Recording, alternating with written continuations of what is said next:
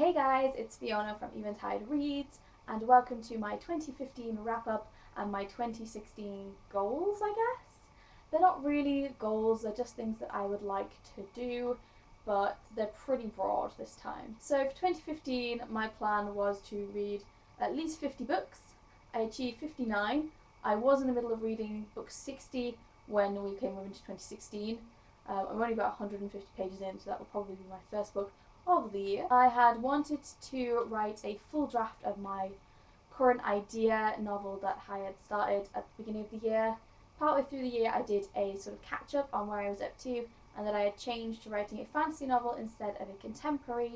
My goal for the year was to write just a draft of it, just a very simple draft, just to see if I could lay down the groundwork for it. And I did, and now I am spending time developing characters. I haven't done this for a while, but I want to do more of it in 2016.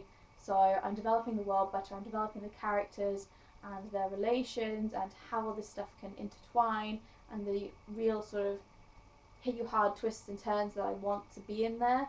So that's what I'm going to work on this year for that. I tried lots of new things in 2015. I went and did a week's work experience with Orion, the publishers, which was very exciting. I went and worked in the Trafford Centre Waterstones for 2 months as a progression. I obviously decided to return. I spent a few months in Macclesfield working on sort of rebuilding their children's section before going back and returning to the children's section of Deansgate, which, you know, I've basically come full circle, which is fine, but I did what I wanted to do, which was to try some new things. I wanted 2015 to be the year of doing stuff, and I think I did pretty well. I tried lots of different things, some of it didn't work, and, you know, I'm really pleased with myself. I also lost weight. I hadn't intended to go into the year and do so, but we all got into the gym, we all got into healthy eating, and both my partner and I have dropped a lot of weight. I've dropped the dress size, which makes me as a person so much more confident in myself, and it's really helped my self-esteem, I suppose. So really proud of what I achieved in 2015, and looking forward, hopefully 2016 will be even better. So my goals for 2016, again, I want to read 50 books. I'm not putting any more on that. I don't want to put too much pressure on myself. It's basically a book a week because I'm still reading really slowly. I'm not entirely sure why. Still, it's been like this for the entirety of 2015 almost, since probably about March last year. Wow, saying last year is still weird, and I still haven't figured that out why, but there you go. I obviously, as I mentioned, I'm writing. I want to write more. I want to create this world and these characters, and I want to make a real story out of it. I really want to push myself to try really hard at that this year, so much so that might affect my reading. I'm going to try and read as much as I can, but I'm also going to try and actively write more, because the latter half of the year I haven't done as much as I would like to.